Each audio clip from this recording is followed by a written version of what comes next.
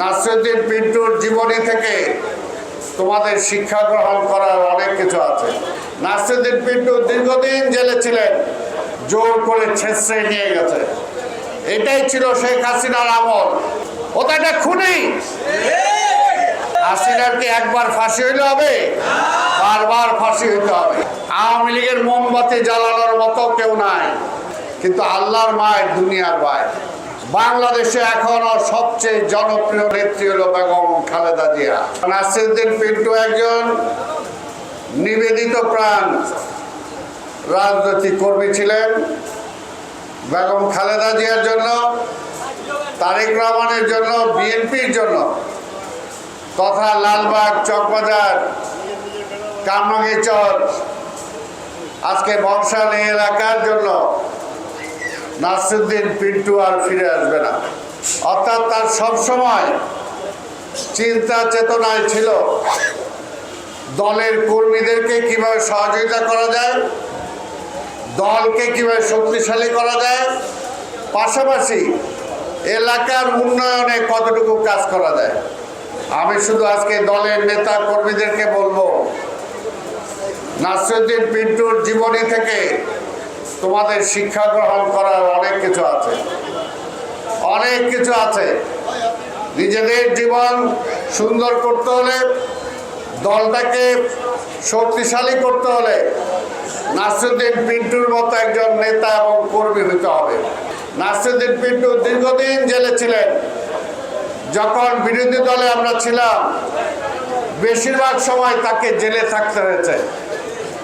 এই যে আমার সামনে একটা ছবি, ওই যে বাঁ পাশে, তখন সে ছাত্র দলের কেন্দ্রের সাধারণ সম্পাদক, অর্থাৎ বাংলাদেশের সর্ববৃহত্তম ছাত্র সংগঠনের সাধারণ সম্পাদক ছিল সে। সেই সময় তাকে কিভাবে জোর করে ছেঁচড়ে নিয়ে গেছে। এটাই ছিল শেখ হাসিনার আমল। আজকে এখন অনেকে যারা একটু শেখ হাসিনার প্রতি দয়া দেখাইতে চান, আওয়ামী লীগের প্রতি দয়া দেখাইতে চান, তাদেরকে বলবো, আওয়ামী লীগ শেখ হাসিনার প্রতি দয়া দেখানোর আগে নাসিরউদ্দিন পিন্টুকে ফেরত দেন।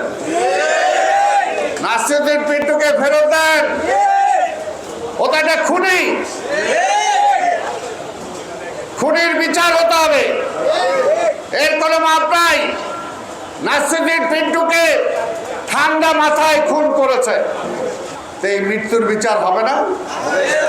হাসিনার কি একবার ফাঁসি হইলে হবে? বারবার ফাঁসি হইতে হবে, বারবার। এখন অনেকে বলেন যে বিএনপি কি করছে?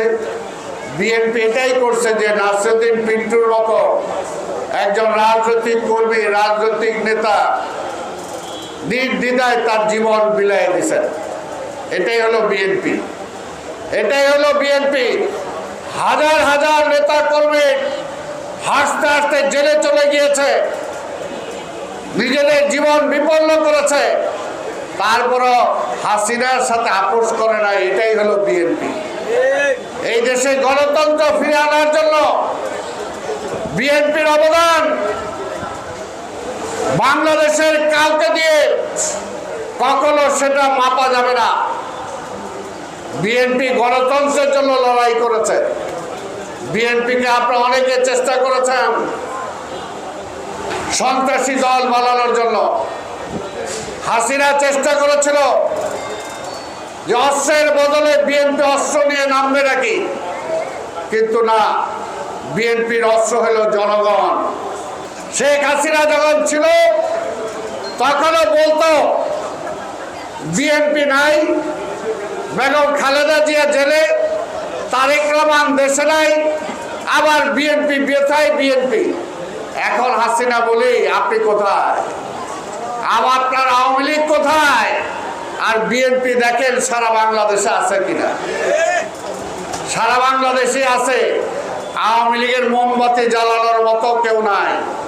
আর বিএনপি বারবার আমাদের অফিসে আগুন দিয়েছেন, ভাঙচুর করেছেন, আমাদের মহাসচিবকে গ্রেপ্তার করেছেন, আমাদেরকে পার্টি অফিস থেকে গ্রেপ্তার করেছেন।